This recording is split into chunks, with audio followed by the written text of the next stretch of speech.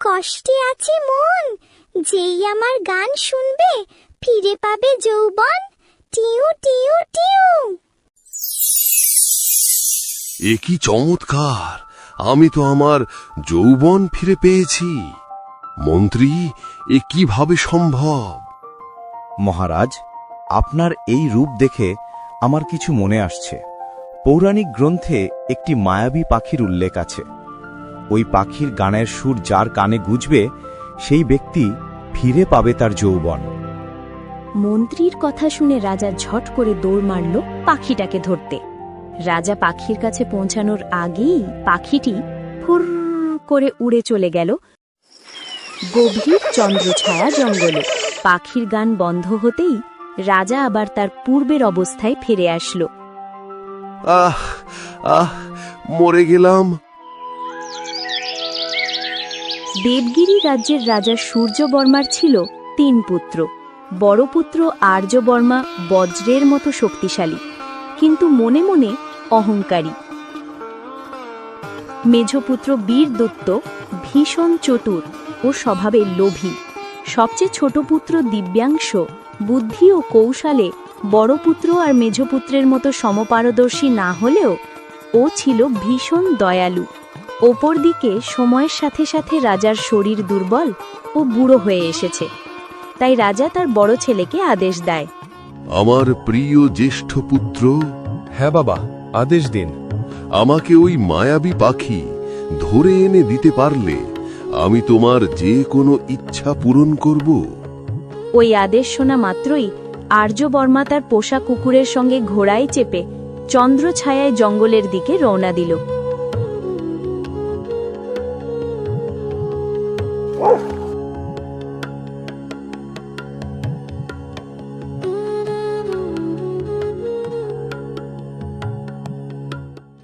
ধুর, ওই মায়াবী পাখির খোঁজে দুপুর থেকে সন্ধে হয়ে গেল।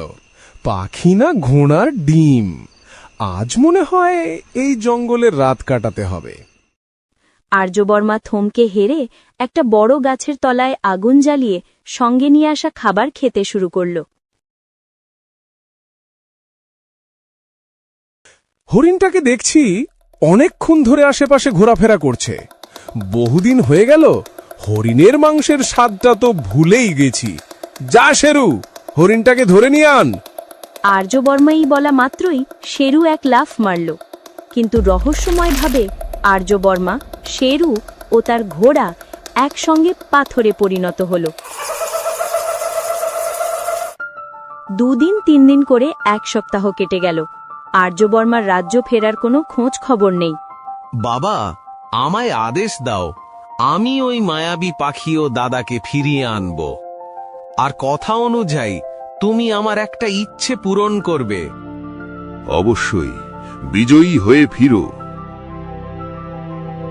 বীরদূত ও তার পোষা কুকুর ভাস্করের সঙ্গে ঘোড়ায় চেপে জঙ্গলের পথে রওনা দিল।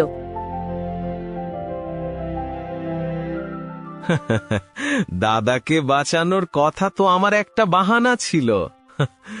আমার আসল মতলব মায়াবী পাখিকে বন্দি করে রাজদরবারে নিয়ে গেলেই সিংহাসন আমার হাতে। আগের মতোই বীরদূতও সারা জঙ্গল খোঁজে। হাতে কিছু না আসায় হাল ছেড়ে ঠিক ওই গাছের তলায় আগুন জ্বালিয়ে নিয়ে আসা খাবার খেতে শুরু করল।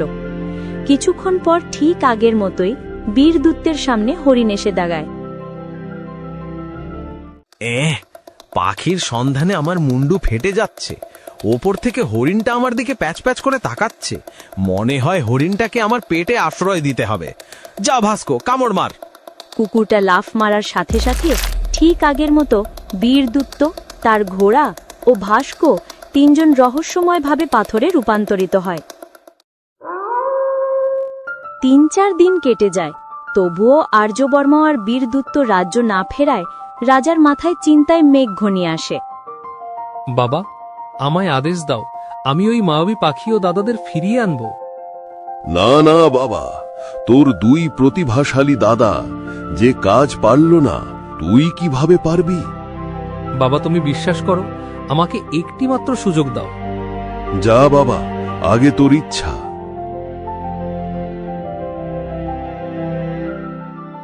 রাজার আদেশ শোনার দেরি ছিল, দিব্যাংশুর পোষা কুকুর মতির সঙ্গে ঘোড়ায় চেপে জঙ্গলের পথে রওনা দিল।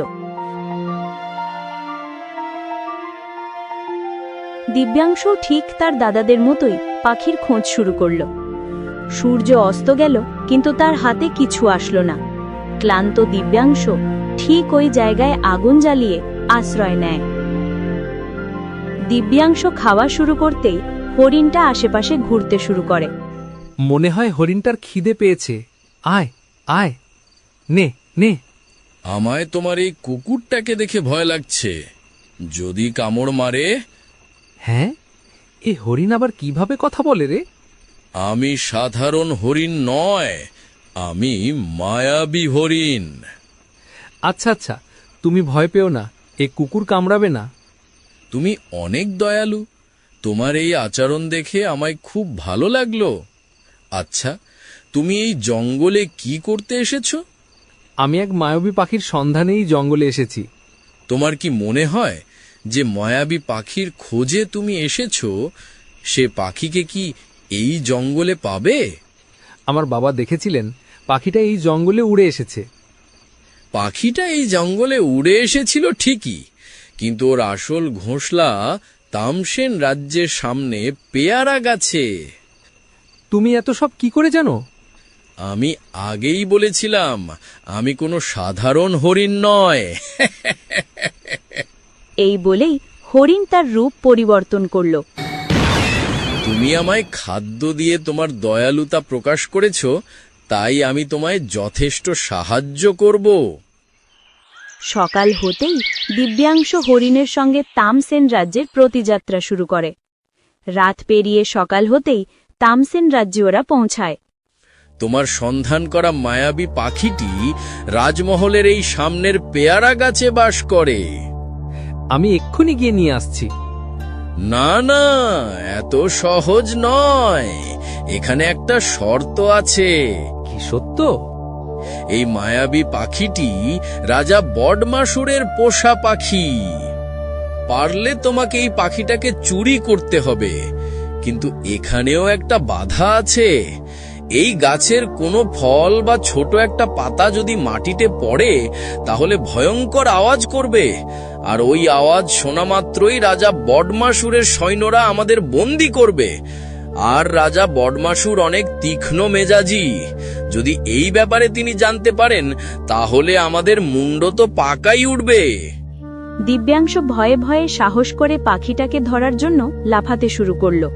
ও লাফিয়ে পাখিটাকে ধরে নিল ঠিকই, কিন্তু ভুলে গাছের একটি পাতা মাটিতে পড়ার সঙ্গে সঙ্গে ধম করে আওয়াজ করল। তুমি কে? আমার পাখি চুরি করার সাহস কোথা থেকে এলো? আমি দেবগিরি রাজ্যের রাজা সূর্যবর্মার কনিষ্ঠ পুত্র। আমার নাম দিব্যাংশু। তুমি যেই হও না কেন, তুমি আমার পাখি চুরি করে অন্যায় করেছ। এই অন্যায়ের শাস্তি শুধুমাত্র মৃত্যুই। না রাজামশাই, আমায় ছেড়ে দিন, এর বিনিময়ে আমি বিপুল অর্থ দিতে রাজি। ধন সম্পত্তি আমার চাই না, এর বদলে তুমি একটা কাজ করে দিতে পারো।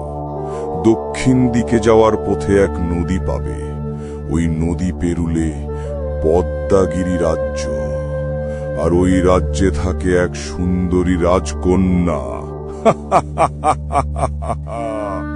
ওই রাজকন্যাকে যদি আমার পাশে নিয়ে আসতে পারো, আমি তোমাকে শুধু ছেড়ে দিব না, এই মায়াবী পাখিটাকেও উপহারে দিব। এই কথা শুনে দিব্যাংশু আর হরিণ দক্ষিণের দিকে চলা শুরু করল। কথামতো কিছু পথ অতিক্রম করার পর সামনে এক বিশাল নদী। হ্যাঁ, এত বড় নদীটা পারাবো কি করে? হরিণটা ফিসফিস করে কিছু মন্ত্র পড়ল, আর একটি ছোট্ট পাথর নদীতে ছুঁড়ে মারল। দেখতে দেখতে পাথরটি একটি নৌকায় পরিণত হয়। ওই নৌকায় চেপে নদী পেরোতেই তারা দেখতে পায় ফুলে ভরা এক সুন্দর দ্বীপ, আর মাঝখানে আছে একটি সুন্দর গোলাপি রাজমহল। হরিণ আবার কিছু মন্ত্র পড়ল, ছোট্ট একটা পাথর একজোড়া সোনার জুতোয় পরিণত হয়ে গেল।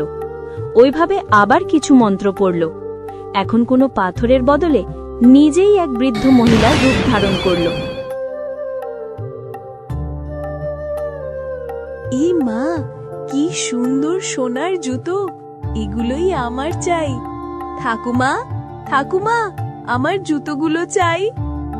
মা, আমি তো সিঁড়ি চড়ে ওপরে উঠতে পারবো না। এই জুতোগুলো নিতে হলে তোকে নিচে আসতে হবে।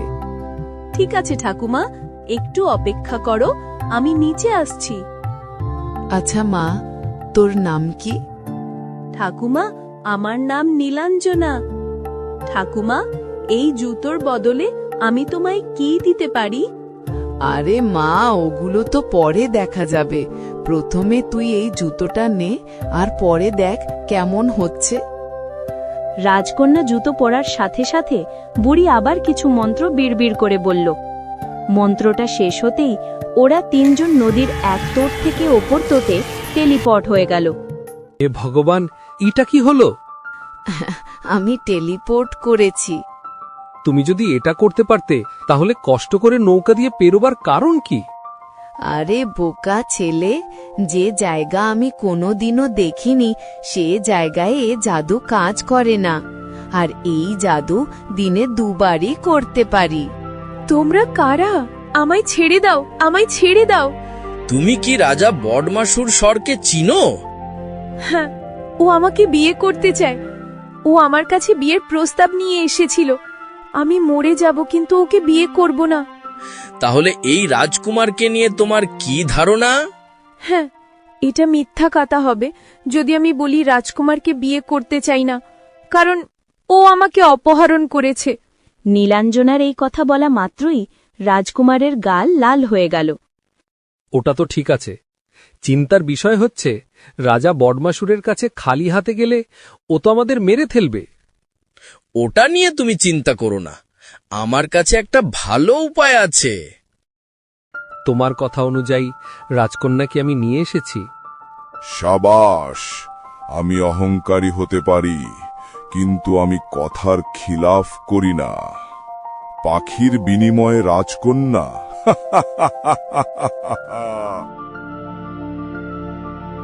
দিব্যাংশ রাজকন্যার বিনিময়ে মায়াবী পাখিকে নিয়ে রাজ্যের দিকে রওনা দিল। মহারাজ, আমায় ক্ষমা করবেন। রাজকন্যার চোখগুলো কেমন যেন মায়াবী মায়াবী লাগছে। কথাটা মন্দ বলনি সেনাপতি, একটু একটু আমারও সন্দেহ হচ্ছিল। এই বলার দেরি ছিল, বহুরূপী তার আসল রূপ ধারণ করল ও কিছু মন্ত্র বিড়বিড় করে চন্দ্রছায়ায় জঙ্গলে টেলিপট হয়ে গেল। বন্ধু, আমার একটা শেষ ইচ্ছা পূরণ করে দিলে আমি আভারী হব। বলো, আর কি চাই? আমার এই জঙ্গলে আসার দুটি কারণ, একটি এই মায়াবী পাখি ও অপরটি আমার দুই দাদা এই পাখির সন্ধানে এই জঙ্গলে এসে আর রাজ্য ফেরেনি। এই পাথরগুলোয় তোমার দুই দাদা বন্দী আছে। তুমি বললে আমি এদের রেহাই করে দিতে পারি, কিন্তু সাবধান, দুজনের মন লোভে ও অহংকারে ভরা। ওরা যেমনই হোক না কেন, ওরা আমার দাদা, তাই দয়া করে তুমি ওদের রেহাই করো।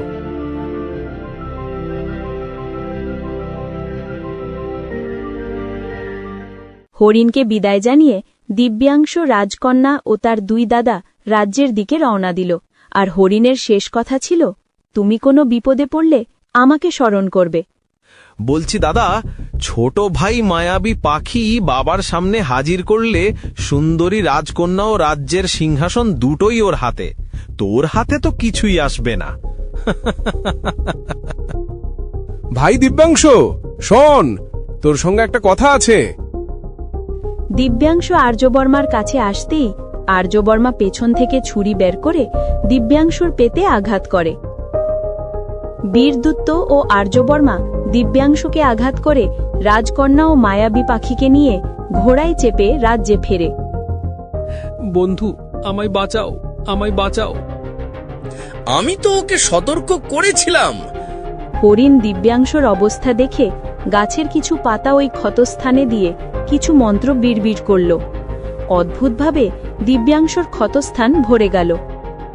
বন্ধু, আমার রাজকন্যা ও পাখিটিকে আমার দাদারা তো নিয়ে গেল, আমি এখন কি করব?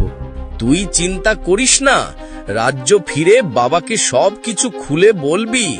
আর জানিস তো, সব সময়ে সত্যের জয় হয়। আর যদি বাবা বিশ্বাস না করে? তোর কথা না বিশ্বাস করলেও পাখির কথা তো বিশ্বাস করবে। দিব্যাংশ রাজ্য ফিরে রাজা সূর্যবর্মাকে ফেরার পথে যা যা ঘটেছে সব খুলে বলল। এ কি সব মিথ্যে বলছিস আমায়? প্রমাণ দে। রাজামশাই, এই মায়াবী পাখির আরও এক গুণ আছে। এ সব সময় সত্যি কথাই বলে। একে ওই ঘটনা সম্বন্ধে জিজ্ঞাসা করুন, দুধের দুধ জলের জল হয়ে যাবে। দিব্যাংশ নিয়ে আসা মায়াবী পাখিটি যা যা ঘটেছে সব খুলে বলল। আচ্ছা, তোর দাদারা তাহলে আমায় মিথ্যে বলল। বল, তোর কি ইচ্ছা? বাবা, আমার দুই দাদাকে হাতে কিছু অর্থ দিয়ে এই রাজ্য থেকে বহিষ্কার করে দাও, কারণ ওরা আমায় হত্যা করার চেষ্টা করেছিল।